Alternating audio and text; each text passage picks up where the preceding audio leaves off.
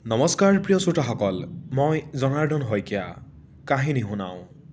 ধাৰাবাহিক উপন্যাস পাঠ অনুষ্ঠানটো আপোনালোকে ইমান মৰম চেনেহেৰে আদৰি লোৱাৰ বাবে ধন্যবাদ। আৰম্ভ কৰিবলৈ লৈছোঁ ৰঞ্জু হাজৰিকাদেৱৰ এখন অতি জনপ্ৰিয় হৰৰ উপন্যাস তেজৰ অভিসাৰ। এয়া প্ৰথম খণ্ড। চিঠিখন হাতত লৈ ডক্টৰ বৰ্মন নিজৰ গৱেষণাগাৰত সোমাল। কাৰ চিঠি দেউতা? ডক্টৰ বৰ্মনৰ একমাত্ৰ কন্যা বিথিকাই আগ্ৰহেৰে সুধিলে। নাজানো, অচিনাকি হাতৰ লেখা। ৰ'বাচোন, খুলি চাওঁ। এই বুলি ডক্টৰ বৰ্মন চকী এখনত বহি এনভেলপটো খুলি ভিতৰৰ পৰা চিঠিখন উলিয়ালে। চিঠিখনত এনেদৰে লিখা আছিল: প্ৰতি ডক্টৰ অৰিজিত বৰ্মন, সুন্দৰপুৰ। শ্ৰদ্ধাস্পদেশো নমস্কাৰ গ্ৰহণ কৰিব। এক বিশেষ কাৰণত এই চিঠিখন মই আপোনালৈ লিখিলোঁ। মই হিমালয়ান ক্লাবৰ এজন সদস্য।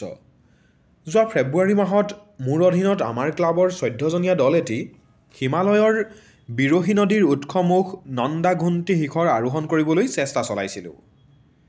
সেই প্ৰচেষ্টাত আমি আপোনালোকৰ আশীৰ্বাদত সফল হৈ উভতি আহিছিলোঁ। উভতি অহাৰ পথত আমি বৰফৰ বুকুত শ্বেতবৰ্ণৰ এটি অদ্ভুত বস্তু পাই লৈ আহিছোঁ। বস্তুটোৰ আকৃতি এটা বিশাল আকৃতিৰ বৰশীৰ দৰে। হয়তো প্ৰাগ ঐতিহাসিক যুগৰ কোনো ভয়ংকৰ পক্ষীৰ কণীও হ'ব পাৰে। বস্তুটো বৰ্তমান আমাৰ হাততে আছে আৰু তাক অতি সাৱধানে ৰখা হৈছে। উক্ত বস্তুটো গৱেষণাৰ বাবে যদি আপুনি বিচাৰে তেন্তে আমি আপোনাক দিব পাৰোঁ। তলত আমাৰ ঠিকনা আৰু ফোন নম্বৰটো দিলোঁ। আৱশ্যক হ'লে যোগাযোগ কৰিব পাৰে। ইতি আপোনাৰ বিশ্বাসী ধৃতিমান বৰবৰুৱা। চিঠিখন পঢ়ি ডক্টৰ অৰিজিত বৰ্মনে বিথিকাৰ ফালে চিঠিখন আগবঢ়াই দিলে। চিঠিখন হাতত লৈ বিথিকা দেউতাকৰ কাষত থিয় হ'ল আৰু পঢ়িবলৈ ধৰিলে। দেউতাকে হাতত বাতৰি কাকত এখন তুলি ল'লে। বস্তুটোৰ বিষয়ে কিবা ভাবিছানে দেউতা? বিথিকাই দেউতাকক সুধিলে। ভাবিবলৈনো কিটো আছে? এনেধৰণৰ বস্তু হিমালয়ৰ বিভিন্ন অঞ্চলত প্ৰায়ে পোৱা যায়। তাক লৈ গৱেষণা কৰাৰ কোনো থল নাই। বাতৰি কাকতৰ ওপৰত দৃষ্টি ৰাখি ডক্টৰ বৰ্মনে ক'লে। হ'লেও এবাৰ চোৱাত আপত্তি কি? তদুপৰি তেওঁলোকে কৌতূহলতাৰ বাবেই বস্তুটো হিমালয়ৰ পৰা ইমান দূৰ বাট কৰি বাই আনিছে। তেওঁলোকৰ আশাত চেঁচা পানী ঢলা উচিত নহ'ব। তুমি আগ্ৰহ নেদেখুৱালেও তেওঁলোক নিশ্চয় আন কাৰোবাৰ কাষ চাপিব, বিথিকাই ক'লে। তুমি আগ্ৰহ কৰিছা যেতিয়া তেওঁলোকক ফোনেৰে জনাই দিয়া আৰু বস্তুটো লৈ আনিবলৈ কোৱা, ডক্টৰ বৰ্মনে ক'লে। বিথিকা বহাৰ পৰা উঠিল আৰু ফোনৰ টেবুলখনৰ কাষ চাপি ক্ৰেডেলৰ পৰা ৰিচিভাৰটো তুলি ল'লে। চিঠিত থকা ফোনৰ নম্বৰটো আকৌ এবাৰ চাই বিথিকাই নম্বৰটো ডায়েল কৰিলে। খন্তেক পিছতে সঁহাৰি পোৱা গ'ল। ধৃতিমান বৰবৰুৱাক বিচাৰিছোঁ, বিথিকাই ক'লে। অঁ, ময়েই ধৃতিমান বৰবৰুৱা। আপুনি? মই বিথিকা বৰ্মন, ডক্টৰ অৰিজিত বৰ্মনৰ কন্যা। আপুনি দেউতালৈ দিয়া চিঠিখন দেউতাই অলপ আগতে পাইছে। অঁ, হয় নেকি? প্ৰবল আগ্ৰহেৰে আনমূৰৰ পৰা ধৃতিমান বৰবৰুৱাই সুধিলে। কওকচোন, তেখেতে কি কৈছে? বস্তুটো তেখেতে বিচাৰিছে নেকি? হয়, বস্তুটো তেখেতে বিচাৰিছে। আপোনালোকে যিমান সোনকালে পাৰে বস্তুটো ইয়ালৈ আনিব, বিথিকাই ক'লে।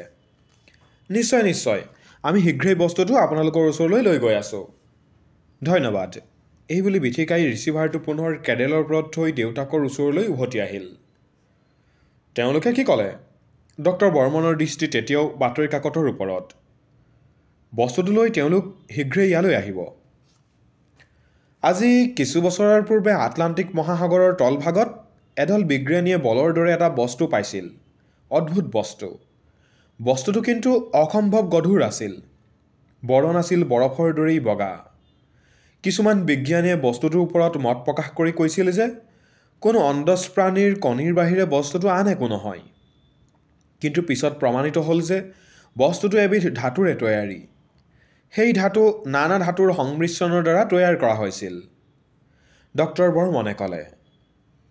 এই বস্তুটো তেনে নহ'বও পাৰে, এই বুলি বিথিকা বাহিৰলৈ ওলাই গ'ল। দুপৰীয়া প্ৰায় 12মান বজাত এখন ট্ৰেকাৰ আহি ডক্টৰ বৰ্মনৰ বাসভৱনৰ সন্মুখত ৰ'ল। ট্ৰেকাৰৰ পৰা 5জন ব্যক্তি নামিল। তেওঁলোক আটাইয়ে ধৰি পিছফালৰ পৰা এটা ডাঙৰ কাঠৰ বাকচ নমালে। বাকচটো সাধাৰণ কাঠেৰে তৈয়াৰী, সাধাৰণ তক্তা কেইছটামান গজাল মাৰি তৈয়াৰ কৰা বাকচ। কলিং বেলটো বজাৰ লগে লগে লগুৱা এটাই আহি দুৱাৰখন খুলি দিলে। আমি ডক্টৰ বৰ্মনৰ ওচৰলৈ আহিছোঁ, এজন যুৱকে ক'লে। আপোনালোকৰ পৰিচয়? লগুৱা এটাই সুধিলে। যুৱক এজনে ভিজিটিং কাৰ্ড এখন উলিয়াই লগুৱাটোৰ হাতত দিলে। লগুৱাটোৱে কাৰ্ডখন হাতত লৈ যুৱক কেইজনক খন্তেক অপেক্ষা কৰিবলৈ কৈ ভিতৰলৈ সোমাই গ'ল। কিছু সময়ৰ পাছতে ভিতৰৰ পৰা বিথিকা ওলাই আহিল। আহক আহক, আপোনালোক সোমাই আহক, বিথিকাই হাঁহি এটি মাৰি সম্ভাষণ জনাই ক'লে। আটাইয়ে বিথিকাক অনুসৰণ কৰিলে। অভ্যন্তৰৰ এটা কোঠাত বিথিকাই আটাইকে বহিবলৈ ক'লে। সেই বিশেষ বস্তুটো আপোনালোকে লগত অনা নাই? বিথিকাই সুধিলে। আনিছোঁ, সেইটো আপোনালোকৰ ঘৰৰ আগফালেই থৈ আহিছোঁ, এজনে ক'লে। তেন্তে ৰ'ব, বস্তুটো ইয়ালৈকে অনাওঁ। বিথিকাই লগে লগে কোঠাটোৰ পৰা ওলাই গ'ল। কিছু সময়ৰ পিছত কেইটামান লগুৱাই বাকচটো আনি কোঠাটোত থৈ গ'লহি। এইটোৱেই সেই বিশেষ বস্তুটো, এজনে ক'লে। ইতিমধ্যে কোঠাৰ ভিতৰলৈ ডক্টৰ অৰিজিত বৰ্মন সোমাই আহিল। আটাইয়ে থিয় হৈ সম্ভাষণ জনালে। বহক বহক, ডক্টৰ বৰ্মনে ক'লে। পিছ মুহূৰ্ততে কাঠৰ বাকচটো দেখি ক'লে, এইটোৱে নেকি বস্তুটো? হয়, এজনে ক'লে। ডক্টৰ বৰ্মনে বাকচটোৰ তক্তাৰ ফাঁকেদি বস্তুটো চাবলৈ চেষ্টা কৰিলে। ধৃতিমান বৰবৰুৱা কাৰ নাম? ডক্টৰ বৰ্মনে সুধিলে। মোৰ নাম, মই আপোনালৈ চিঠিখন দিছিলোঁ, এজনে ক'লে। আমি আটাইয়ে হিমালয়ান ক্লাবৰ সভ্য। এওঁ হৈছে প্ৰখেন দুৱাৰা, ক্লাবৰ সম্পাদক। এওঁ যুগল, শ্ৰীমল, এওঁ জিম হেনছেন আৰু এওঁ হৈছে আব্দুল ৰছিদ। আপোনালোকৰ লগত চিনাকি হৈ ভাল লাগিল। বস্তুটো বাকচৰ পৰা বাহিৰ কৰিব পৰা যাবনে? ডক্টৰ বৰ্মনে সুধিলে। নিশ্চয় নিশ্চয়, এইবুলি আটাইকেইজনে বাকচৰ তক্তাবোৰ টানি টানি অনায়াসে খুলি পেলালে। বাকচৰ ভিতৰৰ পৰা চকচকীয়া শ্বেতকাই, মসৃণ বিশাল আকৃতিৰ কণীৰ দৰে বস্তু এটা ওলাই পৰিল। বস্তুটোৰ দৈৰ্ঘ্য প্ৰায় 1 মিটাৰ আৰু প্ৰস্থ প্ৰায় 60 চেণ্টিমিটাৰ। ডক্টৰ বৰ্মনে বস্তুটোৰ চাৰিওফালে ঘূৰি চালে। আপোনালোকে বস্তুটো চুই চাইছিলনে? ডক্টৰ বৰ্মনে সুধিলে। চুই চাইছোঁ ছাৰ, বৰ নিমজ, যুগল শ্ৰীমল নামৰ যুৱকজনে ক'লে। ডক্টৰ বৰ্মনে কিন্তু নুচুলে। আপোনালোকে ইয়াক ক'ত কেনেকৈ পালে? মোক সেই বিষয়ে দুআষাৰমান কওকচোন, ডক্টৰ বৰ্মনে ক'লে। যোৱা ফেব্ৰুৱাৰী মাহত আমি নন্দাঘুণ্টি শৃংগ আৰোহণ কৰিবলৈ হিমালয় যাত্ৰা কৰিছিলোঁ, ধৃতিমান বৰুৱাই ক'বলৈ ধৰিলে। নন্দাঘুণ্টি হৈছে বিৰহী গংগা নদীৰ উৎসমুখ। চিৰতুষাৰ প্ৰদেশত হিমপ্ৰবাহৰ দ্বাৰা ইয়াৰ সৃষ্টি। নন্দাঘুণ্টি যথেষ্ট ওখ আৰু পথ অত্যন্ত দুৰ্গম। যাত্ৰাপথত অনেক পাৰ্বত্য গাঁও পোৱা যায়। তেনে এখন গাঁৱৰ নাম হৈছে গুণাগ্ৰাম। গুণাগ্ৰামৰ ওচৰতে গুণাতাল এটা হ্ৰদ। হ্ৰদৰ আনটো পাৰত আন এখন গাঁও আছে। সেইখন গাঁৱৰ নাম হৈছে দুৰ্মা। দুৰ্মা গাঁৱৰ মানুহে আকৌ হ্ৰদটোৰ নাম ৰাখিছে দুৰ্মা তাল বুলি। এই হ্ৰদৰ চাৰিওফালে ঘন সেউজ বনময় গিৰিশ্ৰেণী। বিৰহী গংগা নদী আহি এই হ্ৰদত পৰি আনফালেদি ওলাই গৈছে। নদীৰ মুক্তিদ্বাৰৰ অলপ ওপৰতে আছে এখন ধৰ্মশালা। সেই ধৰ্মশালাত আমি 2টা নিশা আছিলোঁ। তাত যিজন ৰেঞ্জাৰ আছে তেওঁৱে আমাক পোনতে এই বস্তুটোৰ কথা কৈছিল। হিমালয়ৰ বৰফৰ বুকুত বিৰহী গংগাৰ ওপৰ ফালে বস্তুটো পাই সংগ্ৰহ কৰিছিল। গুণাগ্ৰামৰ পাহাৰীয়া জনজাতি মানুহবোৰে বস্তুটোক দেৱতা জ্ঞান কৰি পূজা কৰিছিল কেইবা সপ্তাহ ধৰি। কিন্তু বস্তুটো যি ঠাইত স্থাপন কৰা হৈছিল তাৰ ওচৰতে কেইবাদিনো কেইবাটাও ভেড়া ছাগলী মৰি থকা দেখি সিহঁতে এয়া অপদেৱতাৰ কাম বুলি পূজা কৰিবলৈ এৰি গাঁৱৰ বাহিৰ কৰি পেলাই দিলে। ৰেঞ্জাৰজনে পুনৰ ইয়াক সংগ্ৰহ কৰি নিজৰ কোৱাৰ্টাৰৰ আগফালে পেলাই থ'লে। তাৰপিছত তেনে কিবা দুৰ্ঘটনা ঘটিছিল নেকি? ডক্টৰ বৰ্মনে সুধিলে। ৰেঞ্জাৰৰ এটা কুকুৰ আছিল। এনিশা কুকুৰটো বস্তুটোৰ ওচৰত মৰি থকা দেখা পাইছিল ৰেঞ্জাৰজনে। ইয়াৰ পিছত ৰেঞ্জাৰজনে বস্তুটো জীৱিত প্ৰাণী বুলি সন্দেহ কৰি বহু ধৰণৰ পৰীক্ষা নিৰীক্ষা কৰিলে, কিন্তু একোকে ৱাদিহ উলিয়াব নোৱাৰিলে। আমাক বস্তুটো দেখুৱাৰ পিছত আমি বস্তুটো আনিবলৈ আগ্ৰহ প্ৰকাশ কৰাত তেওঁ আমাক বস্তুটো আনিবলৈ দিয়ে। উভতি অহাৰ পথত আমি এনেদৰে বাকচত ভৰাই লৈ আনো আৰু আজিহে তাক খোলা হৈছে। আপোনালোকে আহি পোৱা কেইদিন হ'ল? ডক্টৰ বৰ্মনে পুনৰ সুধিলে। 3 দিন হ'ল, লাহেকৈ উত্তৰ দিলে ধৃতিমান বৰবৰুৱাই। এইকেইদিনৰ ভিতৰত তেনে কিবা দুৰ্ঘটনা? নাই ছাৰ, তেনে একো দুৰ্ঘটনা ঘটা নাই। তাতে বস্তুটো এনেদৰে বাকচৰ ভিতৰত আবদ্ধ হৈ আছে। আমি ভয়তে খোলা নাই। ডক্টৰ বৰ্মনে হাঁহিলে আৰু ধীৰ কণ্ঠেৰে ক'লে, সেই দুৰ্ঘটনাবোৰ আন কাৰণতো হ'ব পাৰে।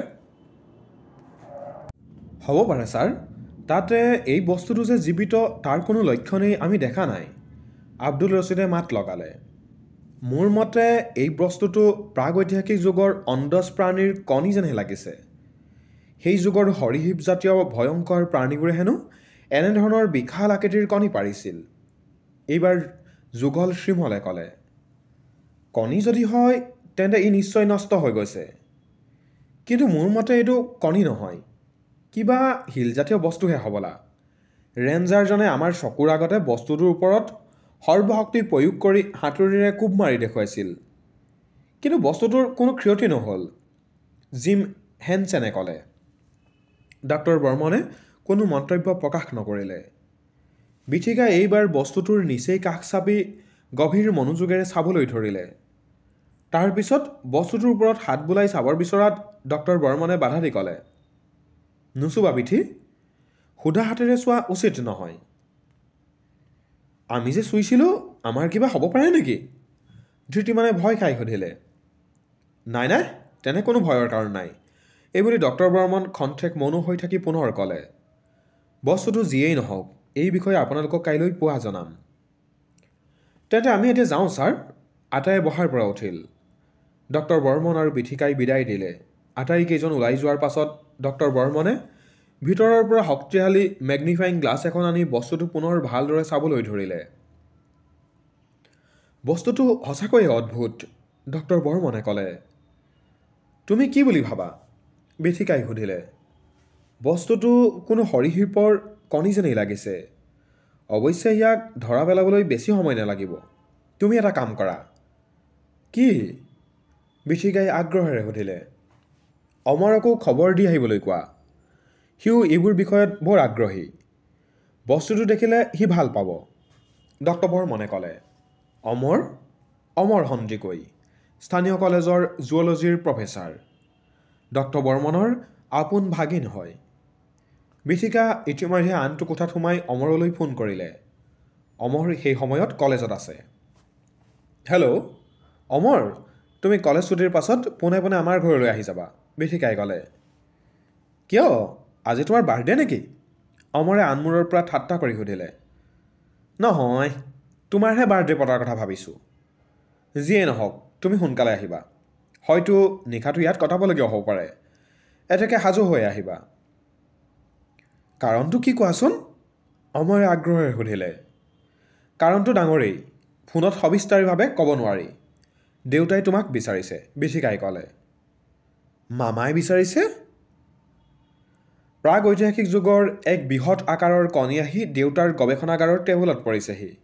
সেই দেউতাই তোমাক বিচাৰিছে। তুমি ধেমালি কৰিছা, অমৰে সন্দেহেৰে প্ৰশ্ন কৰিলে। তুমি আহিবা সোনকালেই, বিথিকাই দুনাই একো নকৈ ফোনৰ কানেকশ্যন কাটি দিলে। প্ৰিয় শ্ৰোতাসকল, এই ৰহস্যময় হৰৰ উপন্যাসখনৰ দ্বিতীয় খণ্ড শুনিবলৈ আমাৰ সৈতে সংযুক্ত হৈ থাকিব। ধন্যবাদ।